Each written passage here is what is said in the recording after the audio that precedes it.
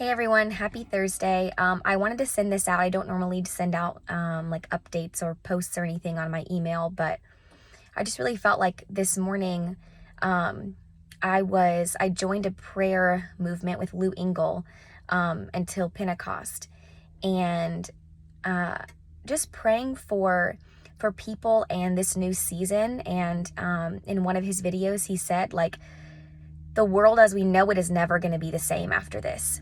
And I realized that there's so many things that people are afraid of. And right now, people are staying home and they're not going out and they're terrified to go out.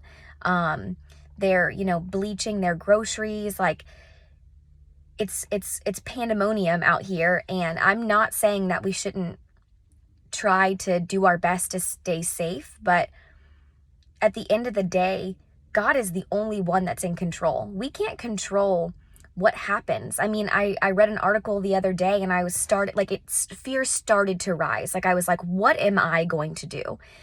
And I realized there's nothing that I can do to control anything.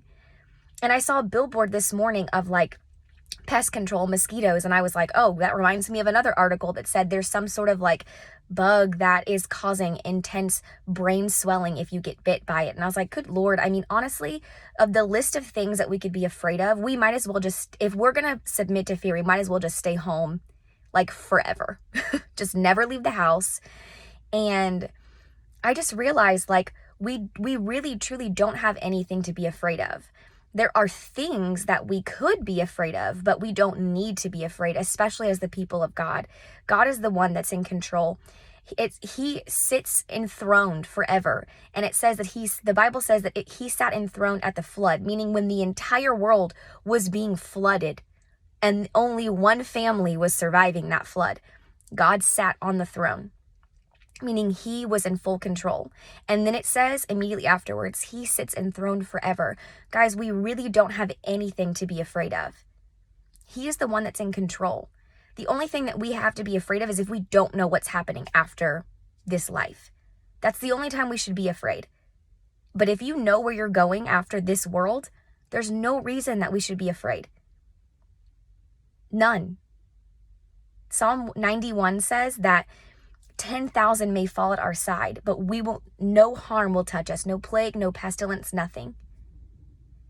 So we really don't have anything to be afraid of. I remember when I was in Zimbabwe and I just had one particular night that I've never had this happen before. This is my third time going in a row and my stomach was just not having it. And I remember laying in bed up all night and just praying, God, please heal me from this, whatever this is. And part of me was kind of like, is this COVID-19? To be honest. But I was just praying, God, heal me.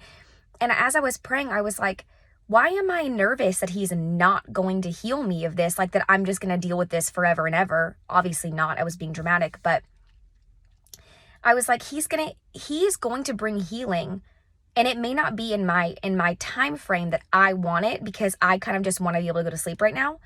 But he's going to heal me. And I think that's the attitude that we need to have. The posture that we need to take on is like, God is in control. And not only is he in control, but he's going to see us through this, whatever all of this means.